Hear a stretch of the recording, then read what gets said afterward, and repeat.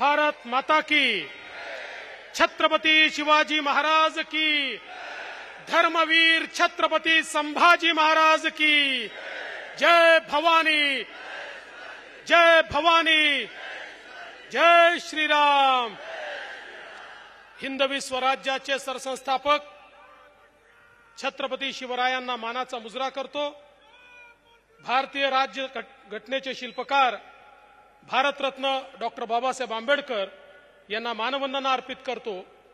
आजच्या या भव्य सभेमध्ये मंचावर उपस्थित असलेले ज्यांना ऐकण्याकरता आपण सगळे लोक या ठिकाणी आलेलो आहोत ते भारताचे यशस्वी गृहमंत्री आणि खऱ्या अर्थानं ज्यांनी भारतीय जनता पक्षाला विश्वातील सर्वात मोठा पक्ष म्हणून स्थान मिळवून दिलं ते भाजपचे मास्टर स्ट्रॅटेजिस्ट आणि लोहपुरुष असलेले माननीय अमित भाई शहा, आपले अध्यक्ष चंद्रशेखरजी बावनकुळे, रावसाहेब पाटील दानवे, डॉक्टर भागवत कराड, पंकजाताई मुंडे, विजयाताई रहाटकर, अतुलजी सावे, हरिभाऊ नाना बागडे, माजी मुख्यमंत्री अशोकराव चव्हाण, सुजयजी विखे, प्रदीपजी जयस्वाल, अजितजी गोपचेळे, मोनिकाताई राजळे, संतोषजी दानवे, रामभाऊ कदम, प्रशांत बम, नारायण कुचे, मंचावरील सर्व मान्यवर आणि उपस्थित सर्व भगिनी आणि बंधूंनो, आज अमित भाईंचं स्वागत करताना मला विशेष आनंद याकरता होतोय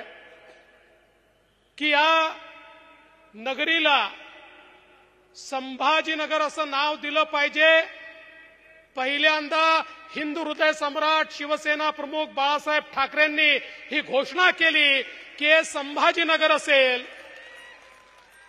पण दुर्दैवाने त्यांचे सुपुत्र मुख्यमंत्री झाल्यानंतर 2.5 वर्ष त्यांना ही जाग आली नाही की याचं नाव छत्रपती संभाजीनगर केलं पाहिजे।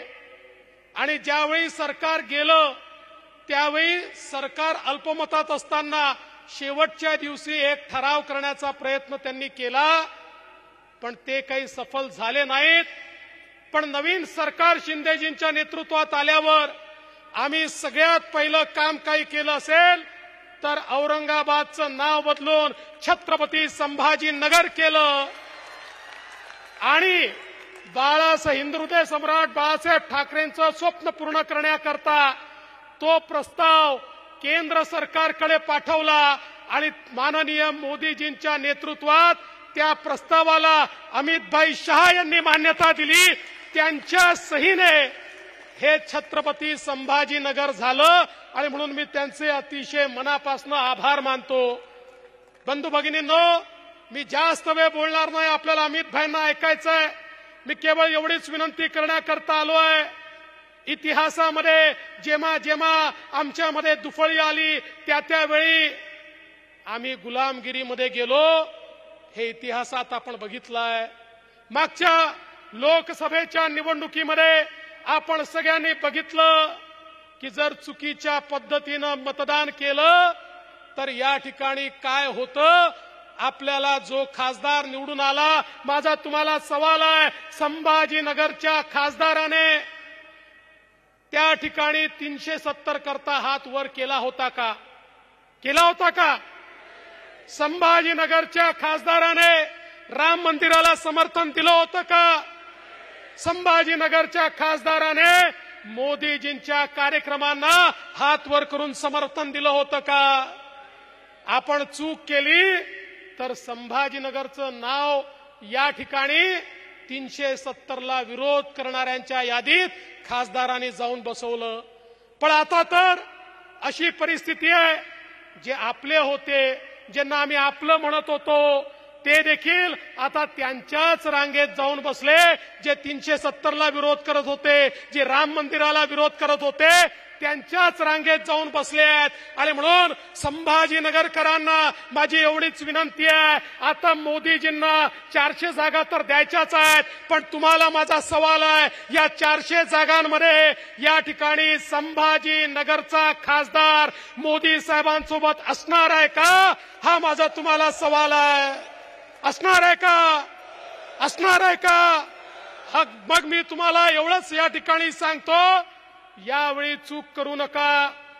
काही लोक थेट विरोधात येतील, काही बहरूपीय देखील या ठिकाणी येतील, काही बहरूपीय देखील तयार झाले आहेत. हे बहरूपीय इकडे हिंदुत्वाचं नाव सांगतात आणि तिकडे कॅलेंडर छापतात आणि कॅलेंडरमध्ये जनाब बाळासाहेब ठाकरे लिहितात. असे बहुरूपीय देखील या ठिकाणी मैदानात येण्याची शक्यता आहे.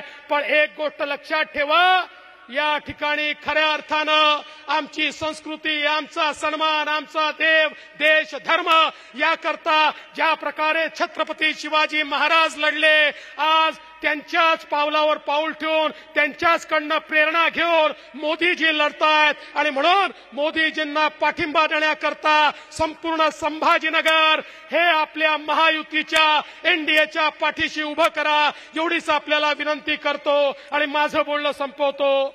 जय हिंद, जय महाराष्ट्र.